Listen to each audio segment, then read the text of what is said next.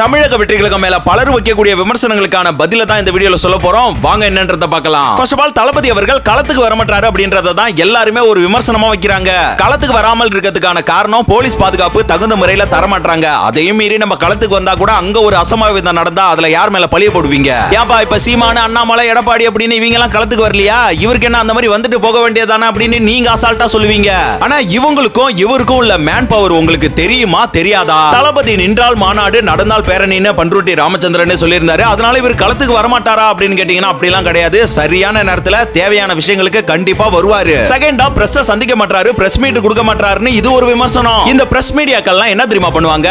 விஜயகாந்த கோமாளியாக்குன மாதிரி விஜயவும் கோமாளியாக்குறதுக்கான முயற்சிகள்ல ஈடுபடுவாங்க இந்த எச்ச மீடியாக்கள். அப்ப பிரஸ் கடைசி வரையும் சந்திக்கவே மாட்டாரு அப்படின்லாம் கேள்வி எழுப்பாதீங்க. எலெக்ஷன் முன்னாடி ஒரு பிரஸ் மீட் கொடுக்க தான் போறாரு. அதை நீங்க பார்க்க தான் போறீங்க. அவரோட குவாலிட்டி என்னன்றது எல்லாருக்கும் அப்போ புரியும். மூணாவதா தளபதி அரசியலே பேச மாட்டாரு அப்படின்னு இவனுங்களா ஒரு விமர்சனத்தை எழுப்புறானுங்க. சார்வால் எல்லா மேடைகளிலும் தளபதி திமுகவை தாக்கி பேசியிருந்தாலுமே தேவையான அரசியல அப்பப்ப பேசிட்டு தான் இருக்காரு. நீங்க தான் அதை கவனிக்க மறக்கறீங்க. நாலாவதா சினிமா டயலாக் மாதிரியே பேசுறாரு அப்படின்றது தொடர்ந்து வரக்கூடிய விமர்சனமா இருக்கு. சினிமாவுல அவரை பார்த்து அந்த வியப்பிலேயே நம்ம அரசியலையும் அவரை பார்க்க ஆரம்பிச்சிட்டோம். சோ அதனால அப்படிதான் எல்லாருக்குமே தோணும். அவர் சினிமாவுல இருந்து ஒரு அரசியல்வாதியாக மாறி ரொம்ப நாள் ஆச்சுங்க.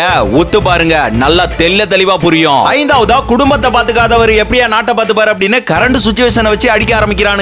தனி மனித குற்றச்சாட்டு நாட்டின் குற்றச்சாட்டு அல்ல. சாட்டை இன்னும் சில பேர் இத வச்சு அரசியல் பண்றது கேடு கெட்ட செயல். ஆறாவதா அனுபவமே இல்லாத கட்சி ஆட்சிக்கு வந்தா அந்த ஆட்சியை எப்படி கையாளுவாங்க அப்படின்னு இந்த மாதிரி குண்டக மண்டக விமர்சனங்கள் சில ஜாம்பவான்களோட கேள்விகளா இருக்கு. இல்ல நான் தெரியாமலாம் இல்ல, தெரிஞ்சேதான் கேக்குறேன். 60 வருஷமா அனுபவம் இருக்கக்கூடிய கட்சிகள் இப்ப என்னத்தை புடுங்கிட்டாங்க? கற்க கசடர கற்பவை கற்ற பின் நிற்க அதற்கு தக.